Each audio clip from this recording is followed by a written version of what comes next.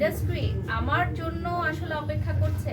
আমি আসলে না বাইরে গেলে বুঝতে পারতাম না, যদি ছুটিতে না যেতাম তাহলে বুঝতাম না যে আসলে আমাকে তারা কতটা ভালোবাসে বা রেসপেক্টের জায়গা থেকে। তো আমার কাছে মনে হয় যে মাঝে মধ্যে দূরে যাওয়া উচিত ভালোবাসাটা বোঝার জন্য। বাড়ি সহ বাইরে কখনো ফিল করে না বাংলাদেশে করে? ভালো থাকার জন্য বাইরে ডেফিনেটলি বাংলাদেশ আমি খুবই মিস করি, বাংলাদেশের ভাত ডাল মিস করি, বাংলাদেশের মানুষ মিস করি।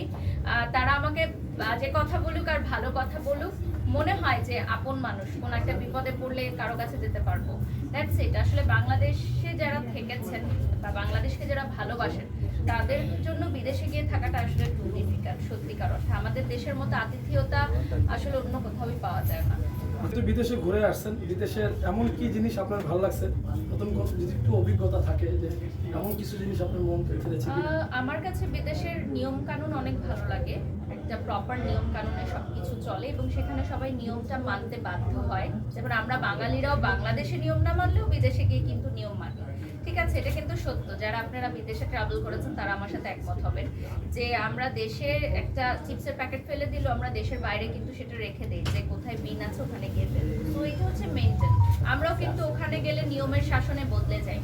তো আমার কাছে মনে হয় যে আমার দেশটাও এরকম একদিন উন্নত হবে, এটাই স্বপ্ন আমরা দেখি। নতুন বাংলাদেশ একদিন নতুন ভাবে গড়ে উঠবে।